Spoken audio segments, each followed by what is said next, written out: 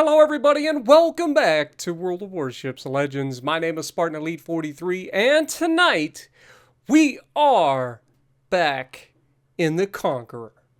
I know, it's a ship that we don't play all that often anymore, it seems like. Then again, we don't really play a lot of Legendary tier until Ohio came out. So I jumped back in the Conqueror for one game and needless to say, this is the second best game I've ever had in my life.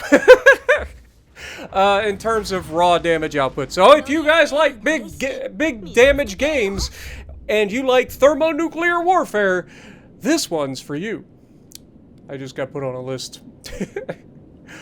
My neighbors are probably calling me, or calling the cops on me. It's 1:15 in the morning, and Michigan wins against Alabama, which is ridiculously big for us. Happy to see that. We're going to play in the national championship game. I'm so excited, finally getting over the hump of freaking first round in the playoffs. Hopefully we can go all the way and bring the championship home.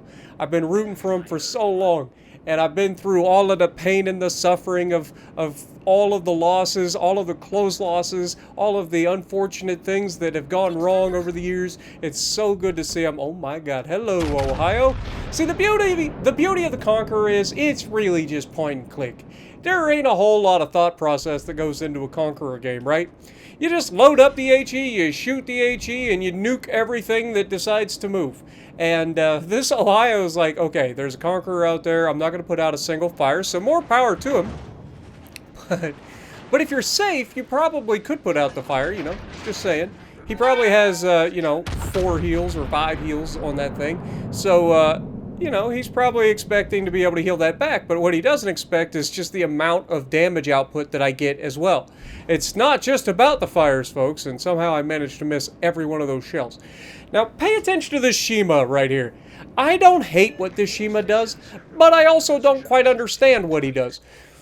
Now here, this Yama out here is going to be so infuriating for me because every time I'm about to shoot him, he disappears.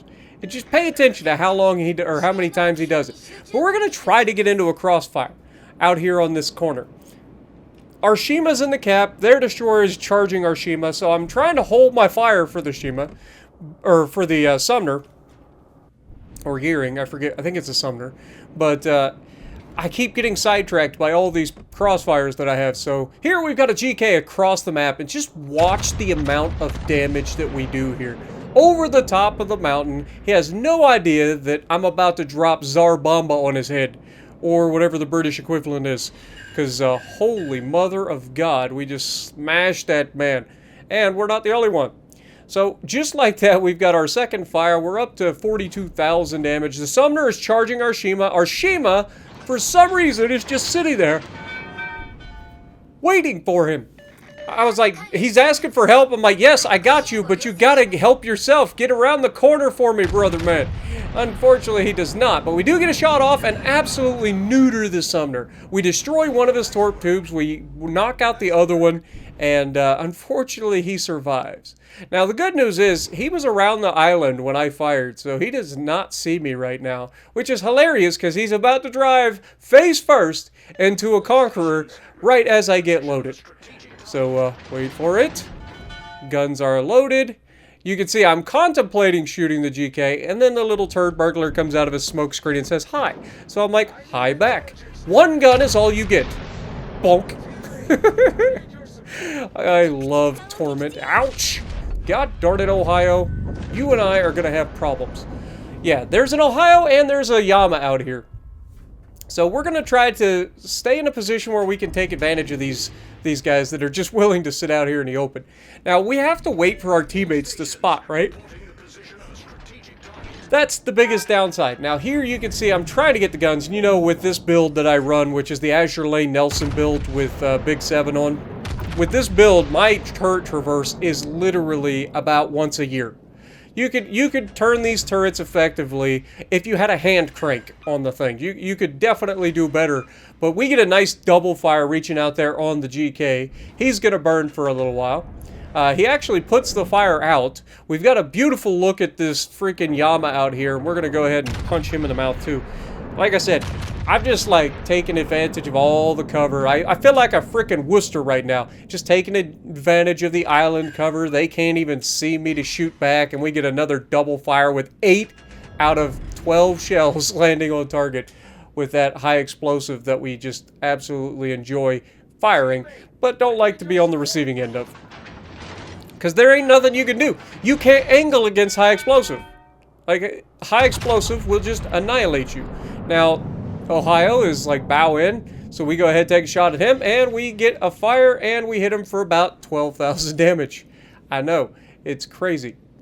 But we're not done there. We have another crossfire shot at the GK coming up. Look at this beautiful look. I'm like, okay, no problem. We'll take the shot out there. What I don't recognize is that he's actually about to change course. But here we go ahead, get the shot out. We've got the Yama off our bow again. The Ohio is probably about tired of getting HE spammed, so he's starting to push towards me. And you can see I'm trying to use the island cover. I'm expecting the Ohio to rush me. GK does go down to the Smallland. And this game could really go either way, which is why this game ends up being such a high damage game. Because look at this. I mean, we already smacked this guy for fires once. He's got his damage con probably, or close to getting his damage con back here in the near future. We absolutely light him up again. And then, of course, we see the Ohio. So we're like, well, I'll go ahead and spread the love.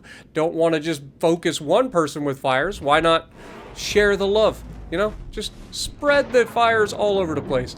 Now here, we noticed that the Yama did end up damage conning. We know he has a very quick damage control immunity period. So we take the shot over the island, hoping to get the permafires, and we do get a permafire.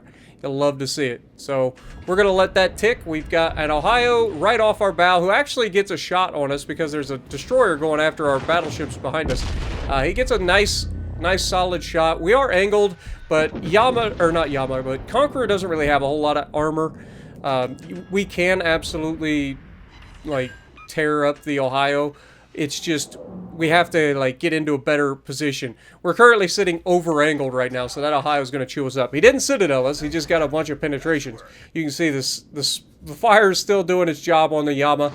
Yama goes down, and that takes us to 166,000 damage.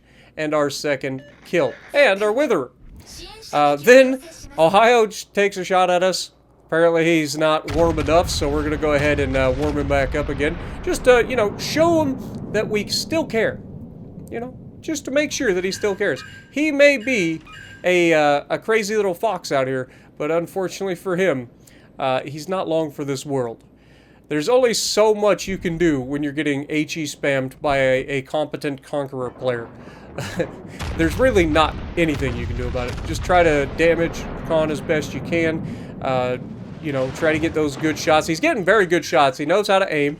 He's getting those shots right around the middle of the ship, high up, so that he's getting those pins through the deck, through the superstructure, upper side plating, all the good things that you want when you're shooting at a Conqueror. But unfortunately for him, even the amazing damage controls and heals of the Ohio is not going to be enough to save him from the thermonuclear warfare of the Conqueror. It just isn't. It's unfair. It really is. Like, there's no reason. I was trying to figure out what I wanted to say. There's no reason a ship should be able to do what the Conqueror does, and that is just completely and utterly destroy people, and there's nothing they can do about it. Yeah, they can try to fight you back, but, I mean, at the end of the day, you're not long for this world. So you can see he is taking some shots at us. He's trying to get some good stuff. We get another 3D printer, and just when he thought he was doing really good about taking us out, suddenly I'm back up over half health again, and he has no chance. We take another shot towards the bow, we get those penetrations, and down he goes. And pick up our Arsonist to go with our Witherer. And we've got our Haikal, and we've got a 232,000 damage already. This game still could go either way. So, yeah, we're going to go ahead and push forward. You'll notice that I actually call out for my teammate over there to get into the cap, because this game is very close, could go either way. We are going to try to beeline it straight for the enemy and see if we can't actually, like, swing the balance in our favor. Schlieffen is put himself in the center to defend that cap, which is perfect. He's in a defensible position for the most part. We are going to swing wide so that we have some crossfires available. And our buddy in the battleship from behind us is actually going to grab the Charlie cap. So this is an ideal scenario. Now you'll see that there's a Marlborough here, and I'm not going to lie, I was thinking, okay, well there's always a chance. If we get a chance to shoot at a Marlborough, I would love to load up some armor piercing. So you'll notice that the HE goes downrange first. We know that we have a Ohio over there as well. We also know that they still have a destroyer. And if that destroyer's anything worth his salt, he'll be trying to go for the B cap. Now here, because we're out wide, we actually have a good look over the top of this island if he keeps going in the direction he is. So we're going to go ahead and try to just have our aim ready to go. And as soon as we get the clear shot over the top of the mountain, we're going to take it. Now look how much health he's got. He's got about 20k, right? He's going to lose a little bit of that, but he's got about 20,000 health left. Wait for it. How much health do you think he's about to have now? That is disgusting, dude. That was 20k with 6 full pins on the HE. And of course, I load up the AP because I'm thinking, okay, well, look at the positioning of the Marlborough. And of course, the moment I decide to load up AP, the Shima gets spotted, and he's Austin Powers himself right in the middle of the gap. Our Schlieffen's doing everything he can to stay alive. So we're going to try to help him out a little bit and see if we can't finish off this Shima. Now, I wasn't expecting the Shima to just stay there. I thought he would reverse a little bit. You know, it's what I get for assuming. But we smash him, take all of the health off the Shima as well. He's a one-shot kill for pretty much anything. Marlborough comes around the corner, and to my surprise, this Marlborough is actually going to play relatively well in terms of not just going flat broadside to me, because I was hoping he would. I was like, go ahead, give me the broadside. I dare you, you little turd. Go ahead. But he actually shows that he's not willing to do that, so we take shot high, go for the superstructure.